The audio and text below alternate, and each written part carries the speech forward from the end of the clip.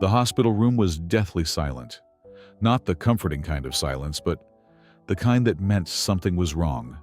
The kind that stretched into the corners of the room, gripping the air with a quiet finality. A fluorescent light flickered above, casting an eerie, sterile glow over the white walls. The machines, once beeping in rhythmic persistence, had slowed. Their struggle to keep going mirrored the fragile state of the man in the hospital bed. He was slipping. The nurses had seen it before. The doctors had seen it too. But that did not make it any easier. Death, no matter how predictable, had a way of pulling something from the air, stealing the warmth, the breath, the life from a place until all that remained was emptiness. The man's chest rose in slow, uneven intervals, his ribs barely visible under the thin hospital gown. His fingers twitched at his sides, as if trying to grasp something unseen. A woman stood at the doorway, her hands clenched so tightly that her knuckles turned white. She had not moved in hours, had not spoken, had not blinked. She couldn't. Her world was unraveling in front of her. The beeping of the heart monitor slowed again, each note weaker than the last. The doctor exchanged glances with the nurse standing beside him. No words needed to be spoken. This was the end. The nurse hesitated, glancing toward the doorway.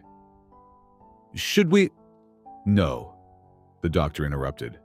His voice was low, firm. "She knows." The woman knew. Of course she did.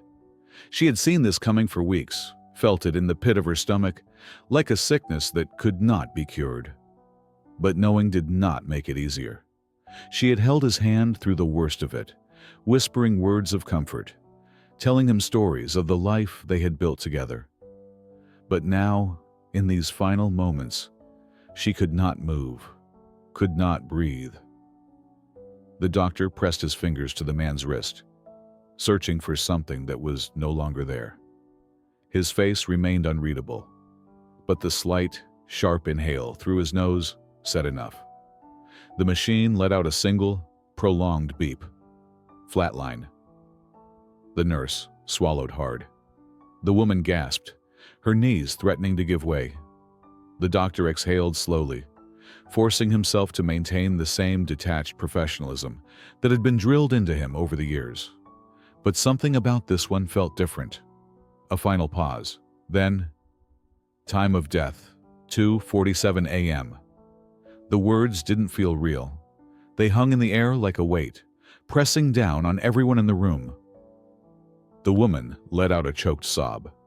The nurse looked away, her grip tightening around the edge of the hospital bed. She had been here before, but it never got easier. The doctor's hands hovered over the body for a second too long. His jaw clenched as he reached for the white sheet at the foot of the bed. The woman staggered forward. "No, please," she whispered, her voice barely audible. The doctor hesitated. For a moment, no one moved. Then, slowly, gently, he pulled the sheet over the man's chest, over his shoulders, over his neck, and finally, over his face. The moment the fabric settled, the air in the room changed. A finality, a stillness that could not be undone. Outside the room, a child stirred in her chair, her small hands clutching a worn-out stuffed animal. She blinked up at her mother, confused. "Where's Daddy?" The mother's breath hitched. Her lips trembled. She turned away. The child did not understand. A nurse stepped forward, placing a hand on the woman's shoulder, guiding her away, away from the body, away from the man who had once been her world.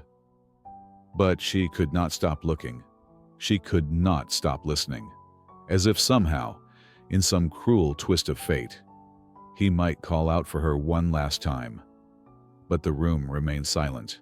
The machines were turned off. The body was wheeled away. And just like that, he was gone. The house was too quiet. The kind of silence that didn't feel peaceful, but hollow. It swallowed the walls, the floors, the spaces in between. The kind of silence that meant something was missing, something that could never be replaced. The widow sat in the dimly lit living room, her hands folded tightly in her lap. The tissue in her grip had long since been crumpled beyond recognition, damp with silent tears. A framed picture sat on the table beside her, a reminder of what had once been, of what had been taken. She had barely spoken since leaving the hospital. Words felt useless now. Nothing she could say would bring him back. A knock at the door startled her. She turned, blinking away the haze that had settled in her mind. The funeral director stood in the doorway, his presence as somber as the occasion.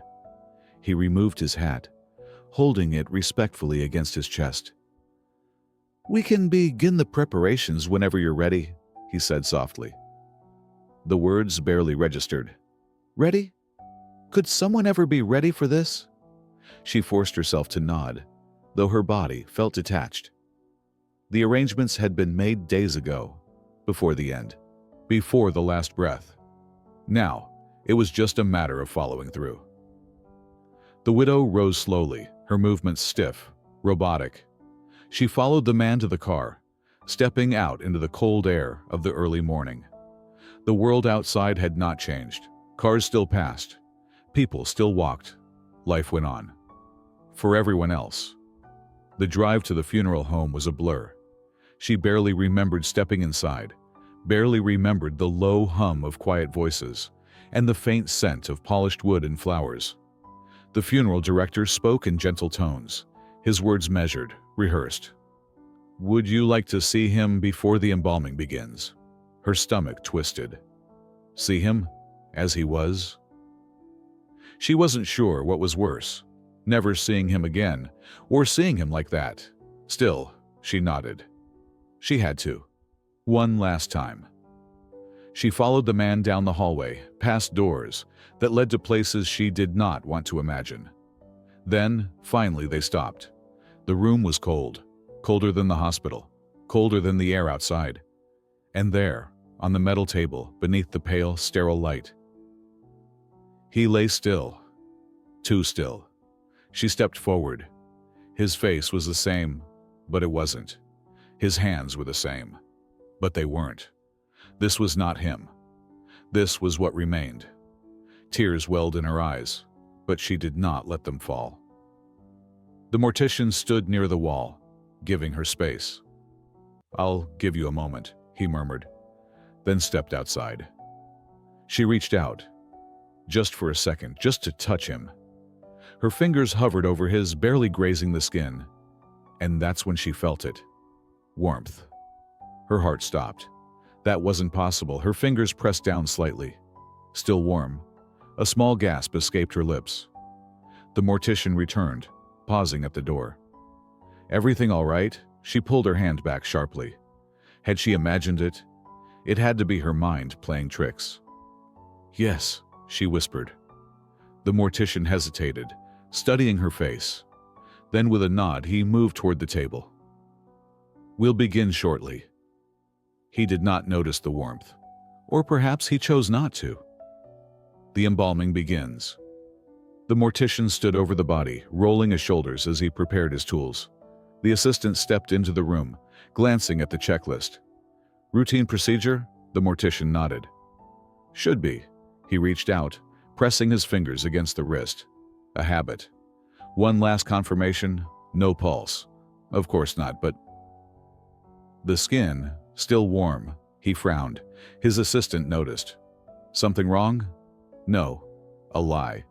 He picked up the scalpel, began the first incision, and then a twitch. His hands froze. He turned to the assistant. "Did you see that?" The assistant's eyes darted to the body. "See what?" The mortician didn't answer. He had seen it. A muscle in the leg. A small, involuntary jerk. Post-mortem movement. That's all it was. He forced himself to keep going. The embalming fluid was injected, replacing blood with something colder. The assistant shifted uneasily. "I don't like this room today." The mortician ignored him. He was almost done. Then, a whisper. "Software horse. Impossible." The assistant stiffened. Did you hear that? The mortician stared at the body. Number not possible. Just their imagination. Still, for the first time in his career, he wanted to leave. The embalming was finished. The mortuary was quiet again. The widow had gone home. The staff had left. But the building was not empty. Not really. Something lingered. In the dimly lit room, in the stillness of the night, something shifted. A faint breath escaped from lips that should not breathe. The fingers twitched again. The eyelids fluttered. The presence in the room grew thicker. Something was waking up. And it was not done yet. The church was filled. Every pew, every aisle occupied by mourners dressed in black. A sea of grief. A congregation of sorrow. The air was thick with quiet sobs, the occasional rustle of tissues, the heavy silence of those who had run out of tears to cry. At the front of the church, the casket sat closed, a polished wooden box adorned with white lilies. Its presence a cruel reminder that the man inside it was gone. Forever. The widow sat in the front row, her body rigid, hands clasped so tightly that her knuckles were bloodless. Beside her, the child sat quietly, small fingers curled around the hem of her mother's dress. She did not understand. Not fully. She had asked, again and again, why Daddy would not wake up. Why everyone looked so sad. And every time, her mother had only whispered the same thing. He's resting now. But the child knew. Something was wrong. A priest stepped up to the pulpit, his Bible resting in his weathered hands. He cleared his throat, his voice solemn. We gather here today to honor a man whose life was filled with love, laughter, and kindness. His voice droned on, but the widow was no longer listening. Her mind had drifted somewhere else, somewhere cold. Somewhere where her husband still lay on a table in the funeral home, where his skin had still been warm, where she had felt something that could not be explained. She shuddered. A hand touched her shoulder gently, her sister offering comfort. She forced herself to breathe, to listen, to be present. The priest continued, his words a blur against the sound of the wind pushing against the stained glass windows. One by one, the family rose. A brother, a childhood friend, a co-worker. Each took their place at the podium, voice shaking, recalling memories of the man they had lost. The widow stared at the casket, at the smooth wooden lid that separated her from the man she had promised to love forever. Something was wrong. She could feel it, a deep sinking feeling in her bones, in her chest, in her very soul. And then, a creak, faint, almost imperceptible. The priest paused, looking up briefly. The mourners shifted uncomfortably. The widow's breath caught. Had she imagined it? She turned to her sister. Did you hear? But before she could finish, another creak, louder, from the casket. A murmur rippled through the crowd. The priest hesitated. His grip tightened on the Bible. The child's fingers curled tighter into her mother's dress. Mommy, is Daddy coming back now? The widow froze. A shiver ran through the air. And then suddenly, the candle nearest the casket flickered, once, twice. Then, it went out. A hush fell over the church. Someone shifted in their seat. A nervous cough broke the silence, but no one spoke. No one moved. No one breathed. Something was wrong. Something was happening. The widow felt her heart pound against her ribs. Her hands clenched into fists, nails digging into her palms. The priest cleared his throat, forced a tight smile. These moments can be difficult, he said.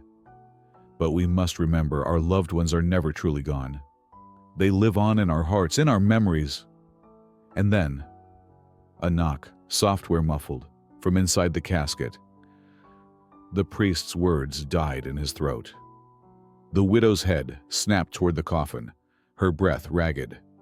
The child's lips parted slightly, as though she had expected it. No one moved, no one spoke, no one could. Then, another knock, louder. The air in the church shifted. People whispered. Someone stood up. Another stepped back. The widow's heartbeat thundered in her ears. The priest's face was pale now. A trembling voice broke the silence. "Did that just come from inside?" No answer, only silence. And then, a loud, unmistakable thud. The casket lurched. Screams erupted from the pews. A woman collapsed into her husband's arms. The priest staggered back. The widow could not move, could not think. The child, however, simply stared, eyes wide, unblinking. And then, in the smallest, softest whisper, she said, "Daddy's awake." The casket shook again, once, twice. The lid creaked open. And then, a hand, pale, trembling, alive. The silence inside the church was deafening. No one moved. No one breathed. All eyes were locked on the casket. The widow's hands trembled in her lap.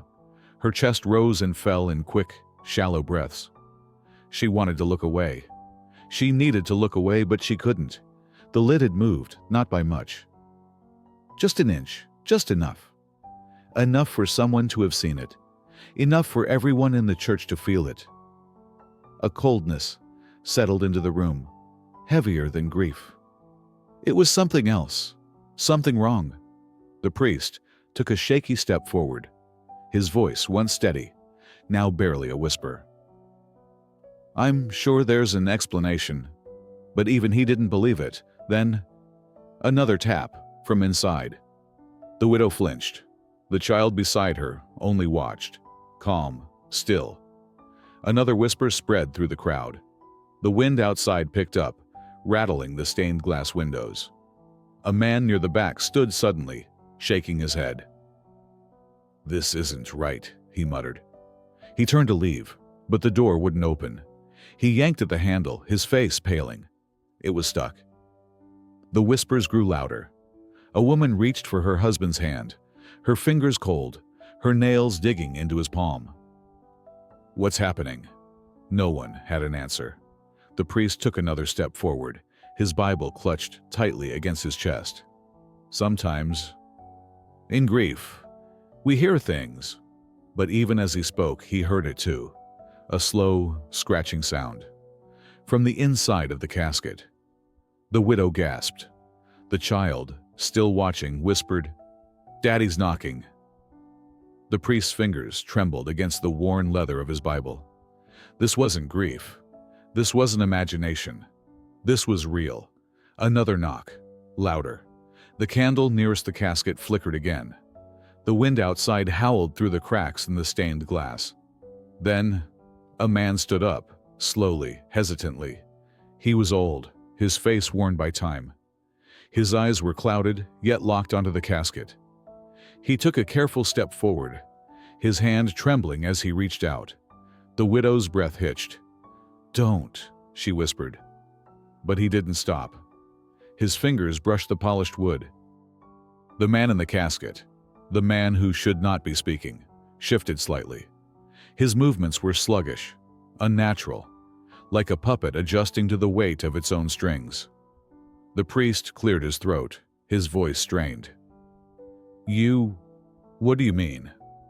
The man turned to him slowly. His neck cracked. His pupils had dilated, swallowing nearly all the color in his irises. His face was pale, too pale, his skin stretched tight over his bones. "I left," he rasped. His voice carried a depth that wasn't his own. "I felt my body go cold.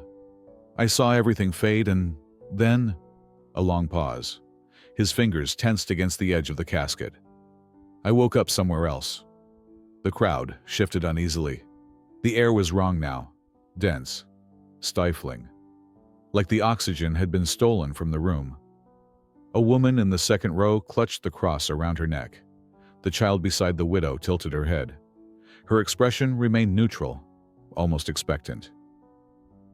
"What do you mean, somewhere else?" the widow whispered, barely able to force the words out. The man's lips trembled.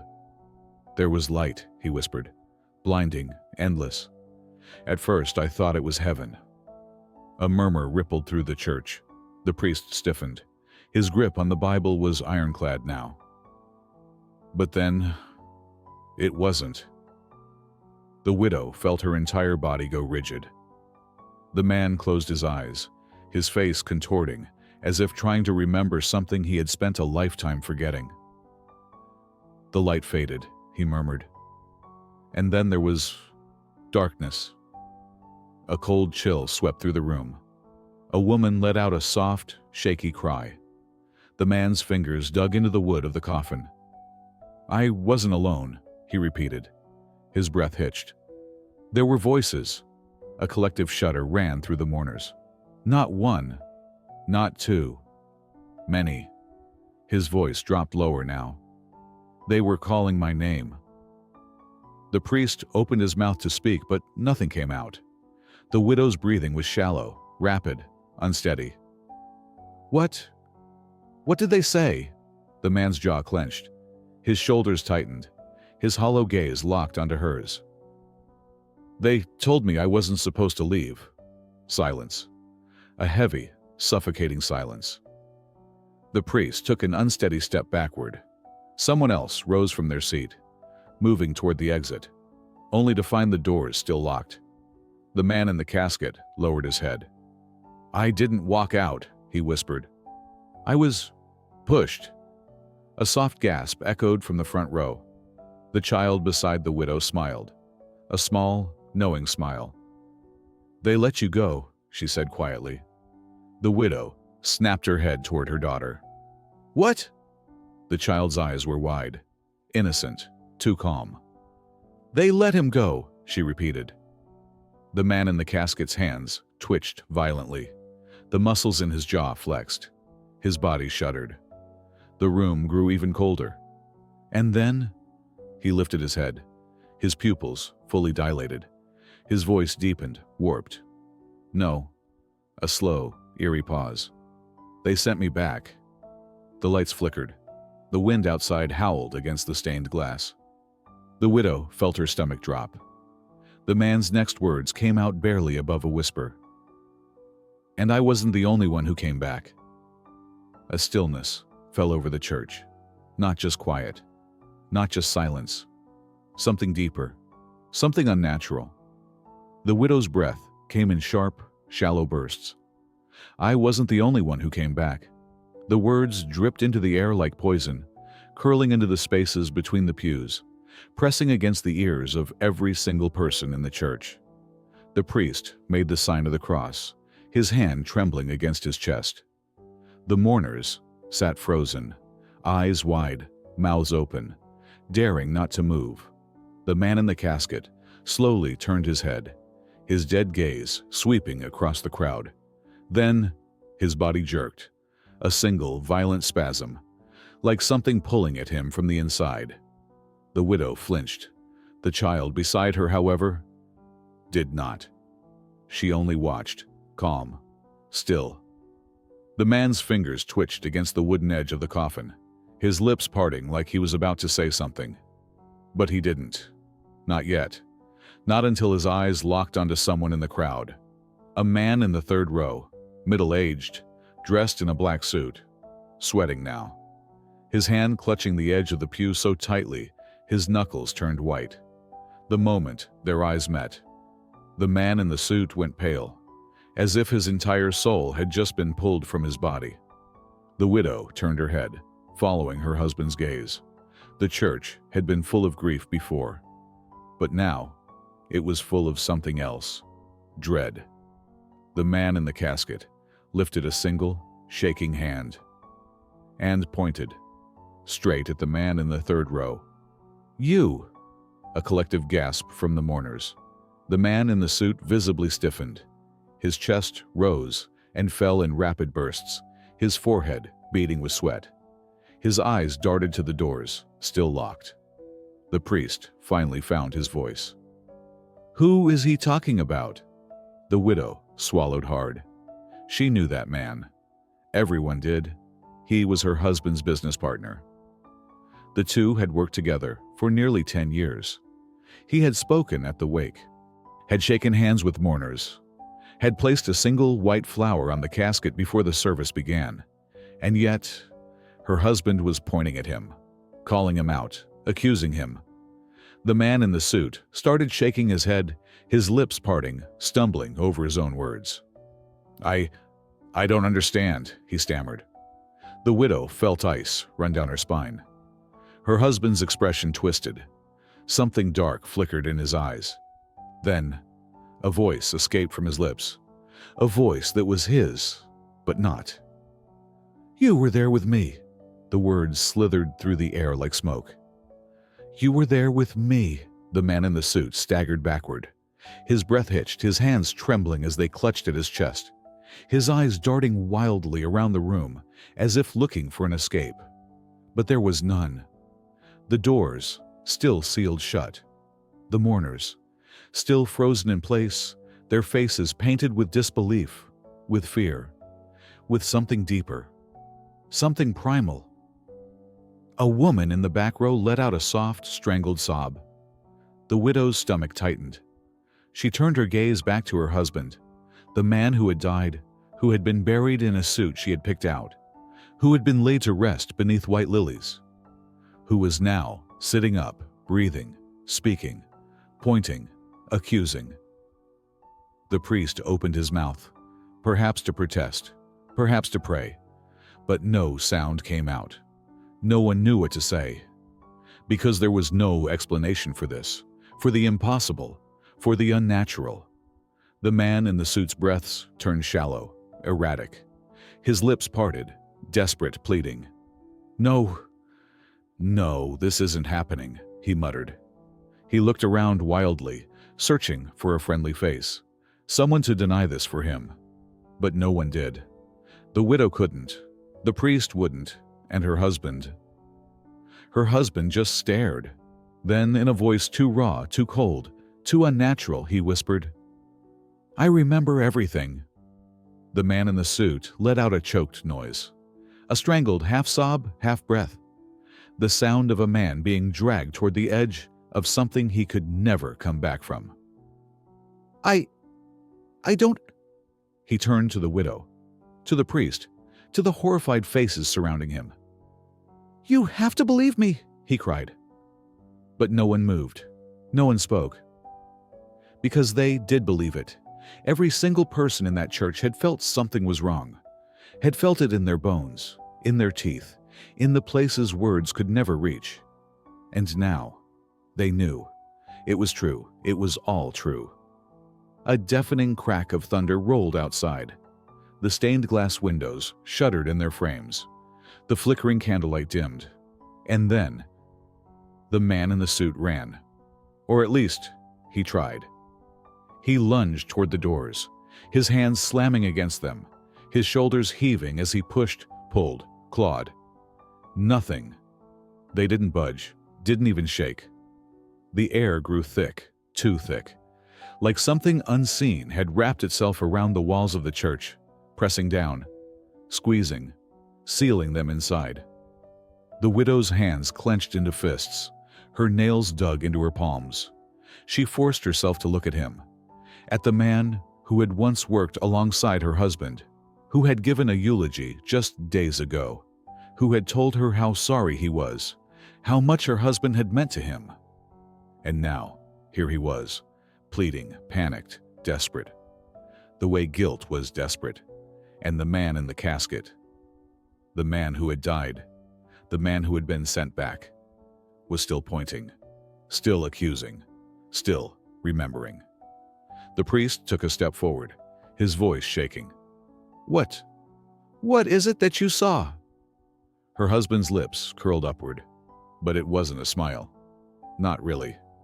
It was something darker, something emptier. Then, in a voice that made the entire church fall silent, he whispered, "You already know." The words hung in the air like a curse. "You already know." The man in the suit stopped struggling. His body went rigid, his breaths uneven, his face drenched in sweat. Every eye in the church was on him now, waiting, watching, daring him to deny it. But he didn't, because he couldn't. The widow's fingers curled into fists. She had spent nights drowning in grief, in loss, in questions that had no answers. And now those answers were standing in front of her, shaking, sweating, crumbling under the weight of something he had done. The priest swallowed hard, his voice trembling. "What do you mean?" The man in the casket turned to him, his movement slow, deliberate, inhuman. "I saw," he whispered. His voice sounded like it came from somewhere else, somewhere beneath the skin, beneath the bone, beneath the veil of life and death itself. The priest's grip on his Bible tightened. "What did you see?" A beat of silence. Then, the man in the suit let out a shaky breath. His eyes darted to the mourners, to the widow, to the priest, to the locked doors, as if hoping for a way out. But there wasn't one. Not anymore. "I don't know what he's talking about," he said quickly, too quickly. A sharp breath from the front row. A murmur rippled through the mourners. A lie. They all knew it. He knew it. And so did the dead man in the casket. Slowly, his lips parted again. His voice dropped to a whisper that curled through the room like smoke, creeping into every corner, every breath, every thought. "You killed me." The church exploded into chaos, gasps, shouts, screams. The widow's body lurched forward, her hands clutching the pew in front of her, her knuckles bone white. The priest took a step back. The mourners erupted into whispers, into questions, into frantic, fearful voices. The man in the suit staggered backward, his mouth opening and closing, searching for a defense that would not come. His hands trembled, his legs shook. I didn't," he stammered. "I didn't," but the dead man did not blink, did not move, did not waver. "I remember." The priest felt his blood turn to ice. He looked between the widow, the accused, the body that was not supposed to be breathing. No one spoke. The widow's voice came next, but it was not the voice of the grieving woman she had been moments ago. It was sharp, accusing, unforgiving. "Tell me the truth," she whispered. Her fingers dug into the wood of the pew. The man in the suit shook his head violently. "I didn't!" The casket creaked. A collective shudder rippled through the church. The dead man's voice was softer now, more certain, more final. "I wasn't supposed to come back." The widow's breath caught. Tears welled in her eyes. The weight of what she already knew, what she had always known, crashed over her in a wave so violent it nearly knocked her to her knees. He was murdered. And the man in the suit had done it. The accused turned, sprinting toward the doors. He slammed into them with everything he had, his fists pounding, his body desperate to escape. But the doors did not move, would not move. Then, the lights flickered. A cold wind whispered through the room, though no doors had opened, no windows had shattered. The dead man in the casket tilted his head. "You know what happens next," he whispered. His fingers twitched, his body lurched forward, and then the lights went out. A scream tore through the darkness, and when the lights flickered back to life, the accused was gone, vanished. The priest's Bible fell from his hands. The widow let out a shaky breath. The dead man in the casket lay back down, his body still, his eyes closed, and this time he did not wake up again. The church was silent, not the silence of grief, not the silence of mourning, but the silence of fear. Every seat remained filled. Every mourner sat frozen, their faces drained of color, their bodies stiff, their minds reeling from what they had just witnessed. The accused was gone, vanished. Not a trace of him remained. No footsteps, no sound of retreating breath, not even a shadow where he had once stood. The priest's fingers trembled as he bent down, retrieving the fallen Bible. His lips parted, but no words came. What could he say? What prayer could undo what had just happened? The widow's chest rose and fell unevenly. her fingers still clenched so tightly that her nails had dug into her own palms. She could still hear her husband's voice. I wasn't supposed to come back. And yet, he had. To bring the truth, to bring justice. But at what cost? Her husband lay in the casket once more, his body still, his expression blank, as if he had never spoken, as if he had never moved, as if the entire church had imagined it all. But they knew. They all knew. Something had happened here today. Something that should not have been possible. Something that had broken the delicate balance between life and death.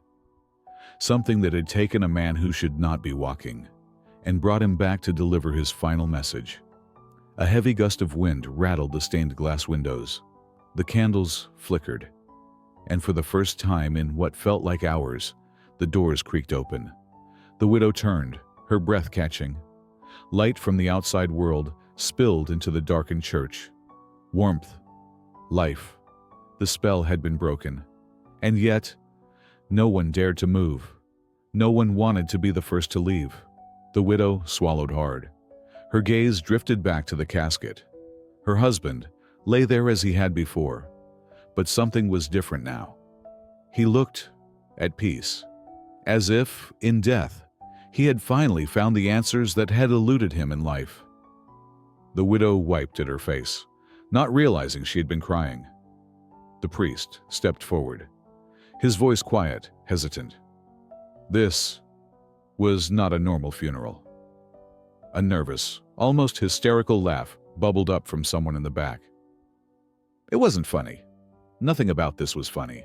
And yet, what else was there to do? How could they explain what had happened here? How could they make sense of it? The child beside the widow finally stood. She turned to her mother, eyes wide, voice small. Is Daddy gonna sleep now? The widow's throat tightened. She bent down, smoothing a hand over the child's hair. Yes, she whispered. He can rest now. The little girl nodded, and then softly, she smiled. The widow's heart lurched. She had not seen her daughter smile since the day her father had died. A weight lifted from her chest. She turned to face the priest, then to the mourners, then back to the casket. Her husband was truly gone now, but he had found his way back for her, for the truth, for justice, and now finally he could rest. What do you think really happened here? Was it a miracle? A warning? A second chance at justice? Tell us in the comments below. And if you love chilling, unbelievable stories like this one, don't forget to like, share, and subscribe. Subscription is free, and you don't want to miss what happens next. Click it now, before it's too late.